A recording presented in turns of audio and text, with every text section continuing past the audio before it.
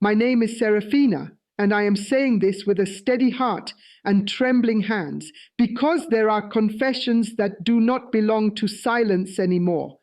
There are warnings that refuse to stay locked in the chest, warnings that throb like a second heartbeat until you finally release them into the air. I did not grow up believing in spiritual interference. I believed in effort, in timing, in discipline, in patience. I believed that if you worked hard, stayed kind, and prayed occasionally, life would eventually make room for you. But year after year, something invisible kept pressing against me, quietly and persistently, like a closed palm on my forehead, while I tried to walk forward. Every time my life seemed ready to move into a new season, something would collapse at the last possible moment. A job offer would vanish after the final interview. A relationship would sour without explanation. Savings would disappear into emergencies that felt strangely repetitive. Even joy felt temporary, as though it was borrowed and scheduled to be returned. I remember lying awake at night, staring at the ceiling, replaying my days, searching for the mistake I must have made. I was exhausted from apologizing for things I could not explain. I was tired of being told to just be patient, tired of hearing that everything happens for a reason when the reasons never revealed themselves. There was a heaviness that clung to my chest, not quite sadness, not quite fear, but a persistent sense that I was walking against an unseen current. Some mornings I would wake up already tired, as if my soul had been running all night without me. I prayed small prayers, I journaled, I tried new routines, I changed my mindset. Nothing changed the pattern. The same invisible hand kept rearranging my life back into the same frustrating circle. It wasn't one dramatic moment that opened my eyes, but a slow unraveling. Certain dreams became too specific to ignore. Faces I barely recognized would appear in my sleep, whispering things I did not understand, yet somehow remembered. I would feel sudden waves of anxiety in places that had once felt safe. I began noticing how some people smiled at me while secretly rejoicing at my delays, how certain conversations left me feeling drained in a way that had nothing to do with words. I could feel it in my spirit before my mind accepted it. Something was happening beyond coincidence. It felt as if my life was being quietly negotiated in rooms I had never entered, as if decisions about my future were being whispered into existence without my consent. The strangest part was how normal everything looked on the surface. From the outside, my life did not appear cursed or chaotic. I was functional, I was polite, I was responsible, but inside I felt like someone who kept arriving at locked doors while being told the building was open. Each disappointment carried the same signature, the same timing, the same hollow ache that settled in my stomach afterward. I began to sense that I was not merely unlucky, I was being restrained. I did not want to believe that spiritual opposition could be personal. I wanted to believe that darkness had no interest in someone like me, that unseen battles were reserved for dramatic stories and distant places. Yet the more I listened to my spirit, the more it whispered that my struggle was not random. Something had been quietly blocking my steps, tampering with my momentum, intercepting my progress. And the closer I came to understanding this, the heavier the urgency became, as if time itself was pressing on my back, urging me to speak, urging me to warn, urging me to prepare for what was about to be revealed. The day my eyes opened did not arrive with drama, lightning, or some cinematic voice from the clouds. It arrived quietly, almost gently, on an ordinary afternoon that should have meant nothing. I had stopped at a small shop I had never noticed before, tucked between two familiar buildings, the kind of place you pass for years without ever stepping inside. Something in me paused, hesitated, then turned the door handle without my mind fully agreeing. Inside, the air felt warmer than outside, thick with incense and old wood, and there was a woman behind the counter who looked up at me with a gaze that felt uncomfortably direct. Not rude, not curious, just aware. The kind of aware that makes you feel like you've been seen before, even if you're certain you've never met. I remember trying to keep my visit short, pretending I was only browsing, but she spoke before I could leave. Her voice was calm, almost kind, but the words landed like they had been waiting for me. She said there was a pattern clinging to my life, that my energy carried the imprint of repeated spiritual resistance. I smiled politely, the way you do when someone crosses into uncomfortable territory, but my stomach tightened. Then she described my cycles, the way things rose and collapsed, the way people shifted, the way opportunities slipped just as they were about to settle into my hands. She spoke about exhaustion that had no medical cause, about dreams that lingered long after waking, about the strange sense of being watched in moments of silence. Each sentence felt like it was peeling a layer off my chest. I wanted to interrupt her. I wanted to tell her she was guessing, that these were common struggles, that anyone could relate. But my body reacted before my pride did. My palms grew damp. My throat felt tight. My heart began beating with a strange urgency, as though it recognized something my mind was still trying to reject. She told me that not every delay is natural, that some resistance is placed, and that spiritual interference often disguises itself as coincidence so it can remain undetected. She said it in the same tone someone might use to mention the weather, and somehow that made it more frightening. There was no drama in her warning, no attempt to convince, just a quiet certainty that pressed against my chest. When I left the shop, the sky looked the same, the streets sounded the same, people walked by without knowing anything had shifted inside me, yet I felt as though I had crossed an invisible line. Old memories resurfaced in my mind, moments that had never made sense before, sudden reversals, strange arguments, opportunities that evaporated overnight. I replayed conversations, facial expressions, dreams I had brushed off, and for the first time they formed a shape. It was not yet a full understanding, but it was enough to make me uneasy in a way I could not unfeel. That night I did not sleep easily. My thoughts moved in circles, trying to protect me from a truth that was beginning to rise. A quiet realization settled into my bones. Maybe my life had not been stalling on its own. Maybe there was more happening behind the scenes of my story than I had ever allowed myself to believe. Once that idea took root in my mind, I began to notice how quiet the real battles around me were. Nothing about them was loud or theatrical. There were no shadows moving across walls, no whispered chants in dark corners, no obvious signs that something was wrong. Instead, everything wore the soft mask of normal life. People smiled, conversations flowed, days passed, yet underneath it all, there was a strange resistance that moved like a slow tide, subtle but relentless.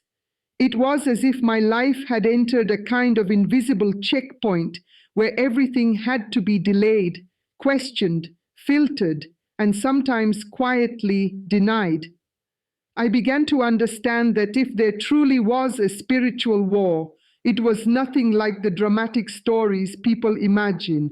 It was strategic, it was patient, it was quiet enough to make you doubt your own instincts. The most unsettling part was realizing how easy it is to dismiss repeated patterns as coincidence. A missed call here, a lost email there, a sudden change of heart from someone who had promised support, a door that closed with no explanation, followed by another and another. Each moment looked small on its own, but strung together, they formed a line of resistance that never seemed to give me space to run forward freely. I felt as though my life was being edited by invisible hands, as if someone were quietly trimming away the parts of my future that held growth, favor, and momentum. There were moments when I would feel an unexplainable heaviness just before something important. My thoughts would grow cloudy, my confidence would dip without reason.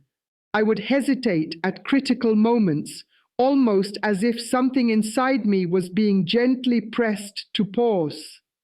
Then, when the opportunity slipped away, the heaviness would lift, leaving me staring at the aftermath, wondering why I had suddenly felt so tired, so unsure, so distracted. It was as if resistance did not always come from the outside. Sometimes it whispered from within, blending into my own thoughts so naturally that I assumed they were mine. I also began noticing the emotional undertow certain people carried. Some conversations left me strangely drained. Some compliments felt hollow, followed by subtle discouragement wrapped in concern. There were smiles that lingered just a little too long when I spoke about my plans, and questions that felt less like interest and more like quiet measurement. None of it was obvious enough to accuse, yet it was consistent enough to leave an imprint on my spirit. I would walk away from certain interactions feeling smaller, quieter, less certain of myself, without being able to point to a single sentence that had caused it. It slowly dawned on me that the most dangerous opposition does not always announce itself as opposition. It blends into daily life. It hides in routine. It uses delay, confusion, and emotional fatigue as its tools. It convinces you that you are simply tired, simply unlucky, simply overthinking, all while gently guiding your steps in circles. And once you begin to sense this silent war, it becomes impossible to unsee the patterns. You start to realize that some of your struggles may not be random storms, but carefully placed roadblocks along a path that was meant to move you forward. It took me a long time to understand why Epiphany mattered, why that specific moment on the calendar could hold power over what had seemed unstoppable. At first, I thought it was just tradition, just a symbolic marker, a day for reflection and gift-giving. But the more I studied, the more I realized that dates on the calendar are not always arbitrary. Some hold spiritual significance, like invisible gates opening and closing at precise times. Epiphany, I learned, is one of those gates. It is a day when light pierces through what has been hidden, when clarity can sweep away the shadows that linger quietly around your life, when authority over your own path can be reclaimed if you step boldly into it. It is not magic in the casual sense, not the waving of a wand or reciting a chant, but a moment when spiritual alignment is stronger, when what you declare with faith carries weight, and when unseen interference is more easily exposed and dismantled. I began to notice that the timing of events in my life was rarely random. Patterns repeated themselves, as if some invisible clock dictated the rhythm of delays and disappointments. And yet, there were windows, rare, potent, fleeting, when the current shifted. During those windows, opportunities that had been stalled suddenly moved forward, problems that had lingered inexplicably dissolved, and doors that had been closed for months, even years, creaked open as if they had been waiting for permission. Epiphany is one of those windows. I learned that what you pray before this day, what you declare and release in spirit before its arrival, does more than comfort your heart. It moves unseen forces, resets spiritual momentum, and signals to everything around you that your path is no longer negotiable. It is a turning point because it is an invitation to reclaim authority. So many of us walk through life unaware that much of what we face is not entirely in our hands. People, circumstances, and spiritual forces can conspire quietly to delay, distract, and derail, but on days like Epiphany, the scales tip.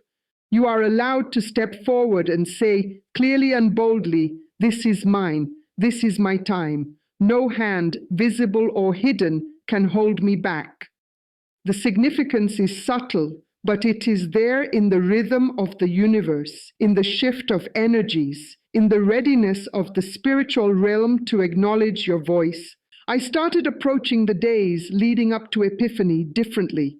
I observed my energy, my thoughts, the people around me, and the subtle nudges of spirit that were otherwise drowned out by daily chaos. I realized that preparation mattered. It was not enough to pray in the moment or expect change to come spontaneously. The prayers, the declarations, the intentional acts of aligning oneself spiritually before the day arrived all served as a signal that I was ready to step into what had been delayed. When I finally began to treat Epiphany as the turning point it is, I noticed shifts even before the day itself arrived. Tensions softened, clarity increased, and the heavy weight of invisible resistance seemed to lessen, as if acknowledging my readiness to reclaim my path. Epiphany became, in my eyes, a sacred threshold, a day when what was hidden can no longer hide, when the tide of opposition can be pushed back, and when you can assert your spiritual right to progress. It is a reminder that your timing, though often interrupted, can be restored, and that preparation before this day is not ritual for its own sake, but a declaration of your authority over your destiny. It is a day to confront the invisible, to name it, and to take your steps forward with certainty. When I first learned about the prayers meant for Epiphany, I almost laughed at myself. Me, reciting words like a ritual, trying to push back invisible forces. It sounded almost naive, but desperation is a powerful teacher, and I had reached a point where polite disbelief had run its course. I realized that these prayers were not just words to fill the air. They were declarations, boundaries, and weapons of the Spirit, and when spoken with intention, they could alter the unseen currents that had quietly shaped my life for years. The first prayer I learned was what I now call the prayer of exposure. It is the prayer that pulls the hidden into the light, that refuses to let interference remain invisible. Father God, in the name of Jesus, expose every hidden hand working against my progress. Let what is secret be brought into the light, and let every unseen blockage be revealed and removed. I spoke it slowly, letting each word sink into the stillness around me. At first I felt nothing. Then, over the next few days, I began noticing little things. Sudden clarity in confusing situations, messages or warnings that seemed to arrive just in time, and situations that had lingered in uncertainty, resolving in ways that could not be coincidence. The prayer of exposure did not shout, it illuminated. It made the hidden obvious. It gave me sight where my eyes had been blind for too long. The second prayer, the prayer of separation, felt almost harder to say because it required me to acknowledge that not everything around me was meant to stay. I disconnect my destiny from every person, spirit, or assignment that was never meant to walk with me into my future. I return what is not mine, and I reclaim what is. I remember hesitating at first. There was guilt, a fear of seeming harsh, a worry about being too bold. But the truth is that some connections are chains, some relationships are invisible obstacles, and some influences are designed to delay your rise. Saying this prayer was like lifting an invisible weight off my shoulders. I felt as if 1,000 silent hands that had been tugging me backward were released. Over time, I began noticing how certain relationships, energies, and patterns no longer had the same hold on me. My space felt cleaner, my mind sharper, my heart lighter. Separation was not punishment, it was reclamation. The third prayer, the prayer of acceleration, is the one I whisper when I am ready to move. Where I was delayed, I receive restoration. Where I was slowed down, I receive speed. Where my doors were closed, I receive open heavens. This prayer is fierce in its simplicity. It does not beg, it declares. It shifts the energy of your life from waiting to moving, from resisting to receiving. The first time I said it aloud, I felt a surge of warmth and a flutter in my chest, like momentum had finally returned to a stalled engine. I began noticing opportunities that had eluded me suddenly appearing, timing that had been off aligning in unexpected ways, and a subtle lightness in my steps that told me I was no longer dragging invisible chains. Saying the three prayers is not about perfection or repetition or reciting words mindlessly. It is about intention, clarity, and authority. You speak as if the universe is listening because it is, and the spiritual realm responds to declaration. I would repeat them quietly in my room, aloud in my car, in moments of stillness before sleep. Each word, each phrase, each pause carries weight when spoken from a heart that refuses to be blocked. Over time, these prayers became more than rituals. They became shields, keys, and accelerators all at once. They reminded me that while interference exists, my voice, my intention, and my faith hold power that nothing, visible or invisible, can ultimately ignore.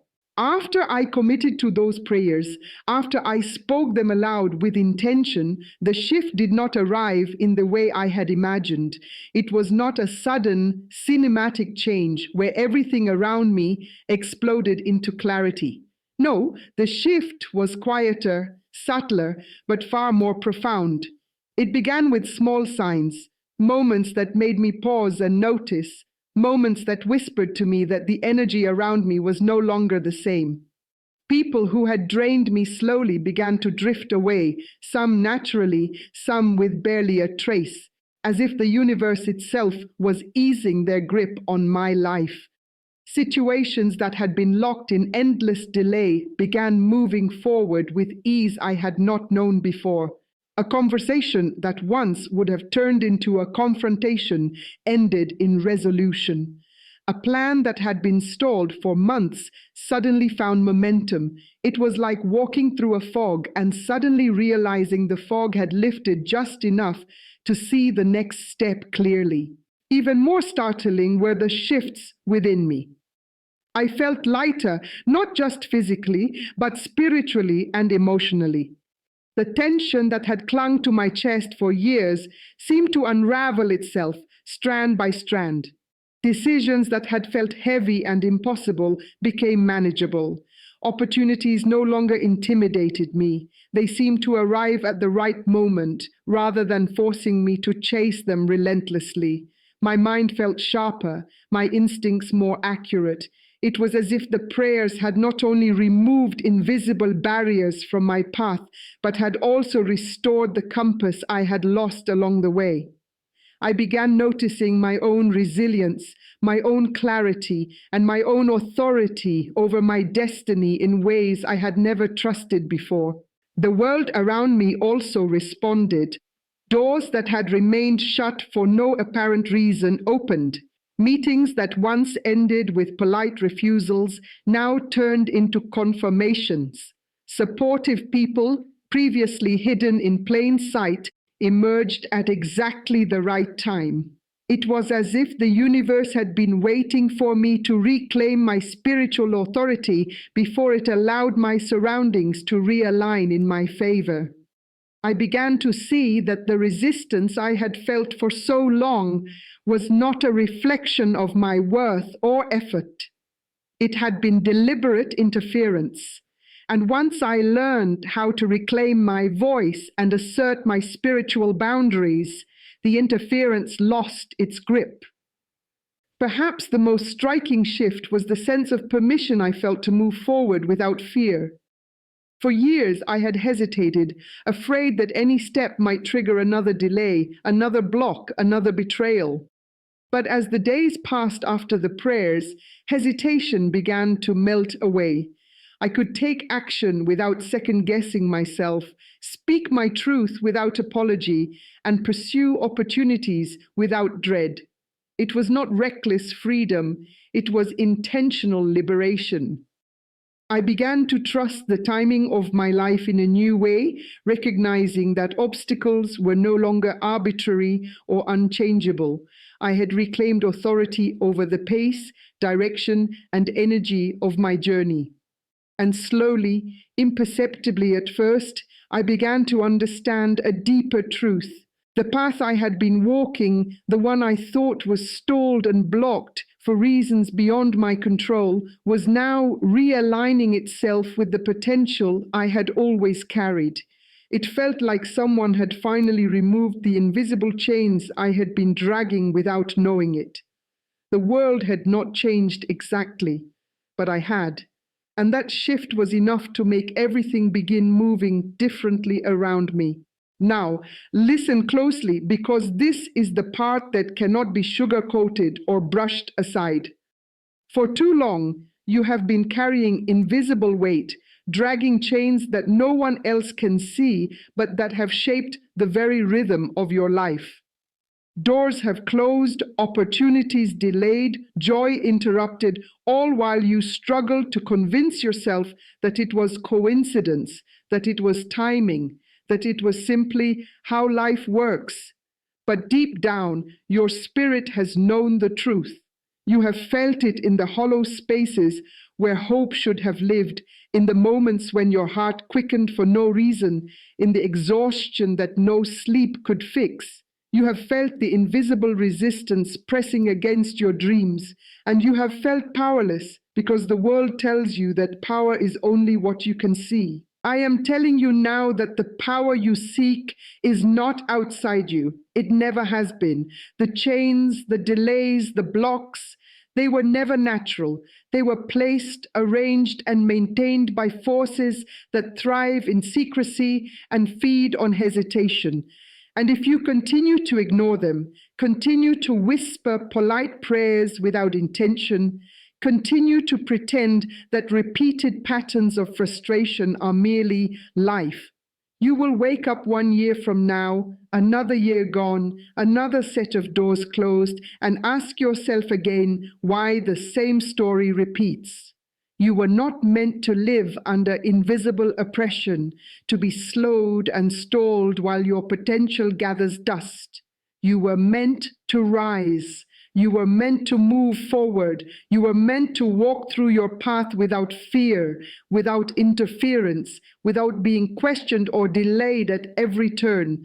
This is why the timing matters. This is why the days before Epiphany are not casual, why the prayers are not optional. This is why you must declare your boundaries, speak your authority, and reclaim what has been stolen, delayed, or hidden. There is a moment in your life, perhaps right now, when you can stand tall and say enough. Enough to the delays, enough to the silent opposition, enough to the invisible hands that have tried to rewrite your story without your consent. There is a moment when you can assert your power and step forward with clarity, and that moment is not waiting for your convenience. It is waiting for your courage. It is waiting for your voice. It is waiting for you to stop making excuses for what has held you back. Hear this. Those who have tried to limit your life, whether knowingly or unknowingly, are about to meet resistance stronger than they have ever faced, not from them, but from the awakened force within you. You have the right to protect your destiny, to reclaim what belongs to you, to accelerate into the life that has been delayed for far too long. You have the right to pray with intention, to declare with authority, and to move forward with certainty. And when you do, when you finally take the steps that have been whispered to you in moments of intuition, when you speak the prayers that cut through the invisible chains, the world will respond. Not because it owes you anything, but because the energy that moves through you has been awakened and cannot be denied. Now imagine for a moment what your life would look like if you claimed this authority today. Imagine the weight lifted from your chest, the clarity in your mind, the opportunities arriving with perfect timing. Imagine walking without hesitation, without fear, without the sense that invisible forces are holding your potential hostage. Imagine doors opening, people aligning, circumstances shifting, and your path unfolding exactly as it was meant to. Ask yourself, what will you do with the power that has always been inside you? Will you continue to drift, hoping for luck or timing? Or will you stand and reclaim the life that has been waiting for your voice, your declaration, your prayers? The choice is yours, and it cannot wait. The question now is not if you will rise, but whether you are ready to step forward and claim what has always been yours. The answer is waiting, and it will reveal itself in the moment you act.